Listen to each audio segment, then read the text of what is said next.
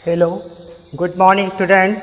आज हम क्लास 10 में बायोलॉजी साइंस में आपका जो टॉपिक चल रहा है, आपको उत्सर्जन से रिलेट करके प्रमुख उत्सर्जी अंग वृक्क की आंतरिक संरचना और बाह्य संरचना के बारे में हम समझ चुके हैं। आज हम वृक्क के अंदर ही पाई जाने वाली वृक्क नलिकाएं, जिन्हें नेफ्रॉन्स भी कहते हैं, उसका आंतरिक संरचना का अध्ययन करेंगे कि वृक्क की नलिकाओं में किस प्रकार से मूत्र छनता है और छन करके कैसे मूत्र वाहिनी में पहुंचता है। तो आइए, आज का वीडियो हमारा वृक्क नलिका की संरचना ही है, यानी स्ट्रक्चर ऑफ यूरिनफेरस ट्यूबेल्स या नेफ्रॉन्स। ठीक है, तो देखिए क्या है वृक्क नलिका। ये आपका वृक्क नलिका का चित्र बनाया गया है। देखने में बड़ा ही कठिन जैसा प्रतीत हो रहा है, परंतु ऐसा नहीं है, बहुत ही आसान है। और ये थोड़ी सी थ्योरी दी हुई है और इसी थ्योरी को हम उस डायग्राम पर इम्प्लीमेंट करेंगे, जिससे हमें आसानी से समझ में आएगा। देखिए क्या है कि प्रत्येक नलिका के सिरे पर एक ग्रंथि के समान भाग होता है। इसको मैलपीघी कणिका कहते हैं। तो जो भी आपकी वृक्क नलिका होती है, उस वृक्क नलिका, यानी यहाँ पर आपकी प्रत्येक नलिका लिखा हुआ है, तो आप इस प्रकार से लिख लेना, प्रत्येक वृक्क नलिका। ठीक है, क्योंकि नलिकाएं तो हमारे शरीर में बहुत सारी होती हैं, लेकिन हम वृक्क नलिका का अध्ययन कर रहे हैं। तो आपको पहली लाइन बताई है कि प्रत्येक वृक्क नलिका के सिरे पर एक ग्रंथि के समान भाग होता है। इसको मैलपीघी कणिका कहते हैं। तो ये आपकी वृक्क नलिका की संरचना दी गई है।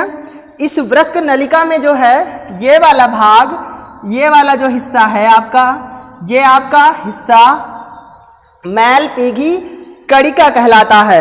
यानी जो आपको ये राउंड शेप में थोड़ा सा मुड़ा हुआ हिस्सा, ये ब्रैकेट बनाया है, इस पूरे ब्रैकेट का जो हिस्सा है ये मैलपीघी कणिका कहलाता है। ठीक है, यानी मैलपीघियन कॉर्पसेल्स बोलते हैं इसको। इसके बाद देखिए क्या है कि मैलपीघी कणिका के अंदर केशिकाओं का जाल, केशिका गुच्छ या ग्लोमेरुलस होता है।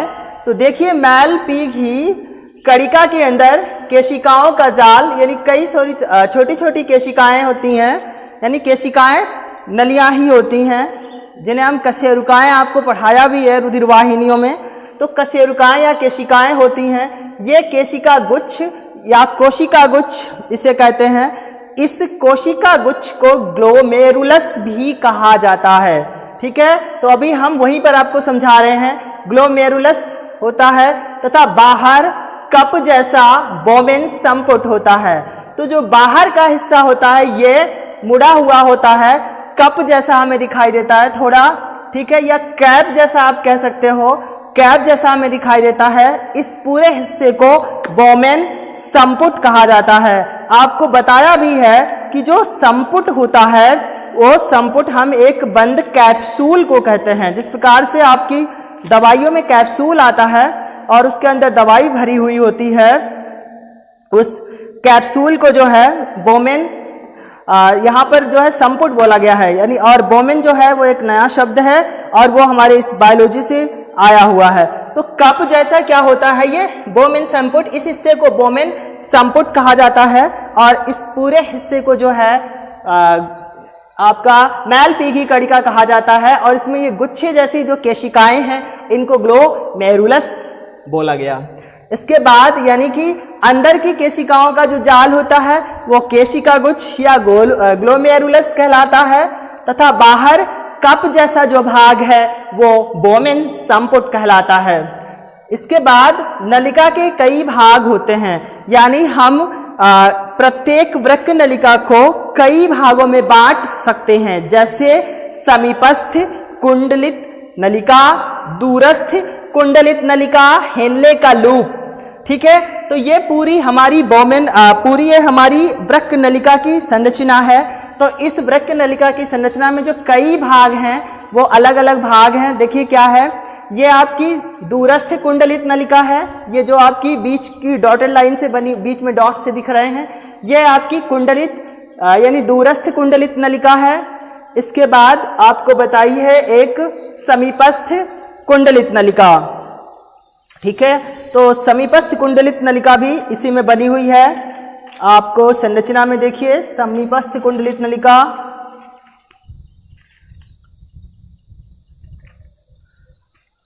तो जो ये बोमेन संपुट के भाग पास वाली नलिका है, इस वाली नलिका को यानी इस हिस्से को दूर, ये दूर का हिस्सा है इसलिए इसको दूरस्थ कुंडलित नलिका, और ये इस बोमेन संपुट और मैलपीघी कड़िका के पास की नलिका है, इसे समीपस्थ। ठीक है, इस हिस्से को समीपस्थ कुंडलित नलिका, ठीक है, आप लिख लेना समीपस्थ कुंडलित नलिका इसको बोलते हैं। तो आपको बताया कि प्रत्येक वृक्क नलिका के कई भाग में बांट सकते हैं। तो दूरस्थ कुंडलित नलिका, समीपस्थ कुंडलित नलिका, इसके बाद हेलने का लूप। लूप हम किसी छल्ले या गोले को कहते हैं। ठीक है, लूप से ही तात्पर्य होता है छल्ला या गोला, यानी गोल गोल राउंड शेप। तो जो ये यहाँ पर नलिका आती है, ये आपकी जो नलिका है देखिए कैसे गोल शेप में यहाँ पर मुड़ती है, यानी गोल हिस्से में, तो इस हिस्से को हेलने का लूप कहते हैं। इसके बाद बोमेन संपुट में रुधिर केशिकाओं का जाल फैला रहता है। तो जो आपका बोमेन संपुट है कप जैसी आकार का, इस बोमेन संपुट वाले हिस्से में यानी प्रत्येक नलिका के बोमेन संपुट में जो रुधिर केशिकाओं का जाल फैला रहता है वो एक अभिवाही रुधिर केशिका से बनता है। तो इसके अंदर देखिए कई सारे यानी कई केशिकाओं का जाल ये गया हुआ है और ये बोमेन संपुट है, वो जो है प्रत्येक अभिवाही रुधिर केशिका से बनता है। तो ये अपवाही रुधिर वाहिका या रुधिर केशिका या धमनिका, आर्टरीज बात कर रहे हैं। आर्टरीज भी नलिकाएं होती हैं जो रुधिर को शरीर में अंगों की ओर ले जाती हैं। कई बार आपको बताया भी है। तो ये अपवाही धमनिकाएं, कई यानी केशिकाओं का जाल फैला हुआ है और ये सारी केशिकाएं जो है अपवाही धमनिकाएं कहलाती हैं। इसके बाद में एक अपेक्षाकृत सक्रिय अपवाही रुधिर केशिका जो है, यानी सक्रिय जो काफी नैरो है, अपवाही रुधिर केशिका यानी रुधिर केशिका जो है वो संपुट से निकलने के पश्चात नलिका के अन्य भागों पर जाल बनाती है। ठीक है, तो इस अपवाही धमनिका से निकल करके कई ये सारी धमनिकाएं निकल करके पूरा जाल बना रही हैं। देखिए इस पूरे जो है दूरस्थ कुंडलित नलिका, समीपस्थ कुंडलित नलिका को ये अपवाही कई रुधिर अपवाही का जाल घेर रखा है। ठीक है, तो यहाँ भी लिखा हुआ है कि बोमेन संपुट में रुधिर केशिकाओं का जाल फैला रहता है, वह अपवाही रुधिर केशिका से बनता है। ठीक है, तो ये अपवाही जो धमनिका थी इसे ही रुधिर केशिका कहते हैं। तो ये अपवाही धमनिका से ही कई सारी केशिकाओं का जाल बनता है और ये कई सारी केशिकाएं जो है दूरस्थ कुंडलित नलिका और समीपस्थ कुंडलित नलिका तथा हेनले के लूप को घेर करके या बांध करके रखती हैं। अपवाही रुधिर केशिका संपुट से निकलकर जाल बनाती है। इन केशिकाओं में बहने वाले रुधिर से वृक्क नलिका में मूत्र क्षमता है। इंपॉर्टेंट लाइन है कि अपवाही रुधिर केशिका संपुट से निकलकर जाल बनाती है। वही बताया कि अपवाही जो धमनिका थी ये संपुट से निकलती है, यानी यहाँ से निकल करके कई सारा जाल बनाती है और इसी जाल में क्या होता है, इस जाल के अंदर मूत्र जो है यानी इन केशिकाओं में बहने वाले रुधिर से वृक्क नलिका में, इन केशिकाओं में बहने वाले रुधिर से वृक्क नलिकाओं में जो है मूत्र क्षमता है। आपको बताया है कि जो हमारा प्रमुख उत्सर्जी अंग वृक्क होता है यानी किडनी, यह मनुष्य के शरीर में उपस्थित रक्त से यूरिक अम्ल तथा यूरिया को अलग करके मूत्र के माध्यम से शरीर से उत्सर्जित करता है। ऐसा हम पीछे पढ़ करके आए हैं। तो बता रहे हैं कि इन्हीं केशिकाओं में जो यानी इन्हीं रुधिर केशिकाओं में जो रुधिर है यानी रुधिर से वृक्क नलिका में मूत्र क्षमता है।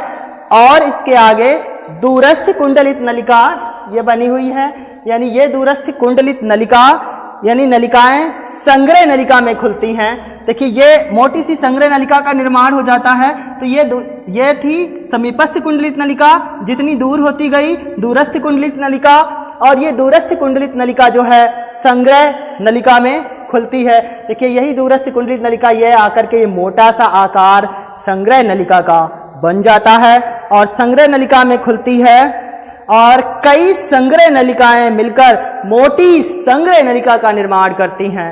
इसके अंदर कई सारी संग्रह नलिका मिली हुई हैं, तब जाकर ये मोटी पेड़ जैसी दिखाई देने वाली मोटी नलिका यानी मोटी संग्रह नलिका का निर्माण होता है।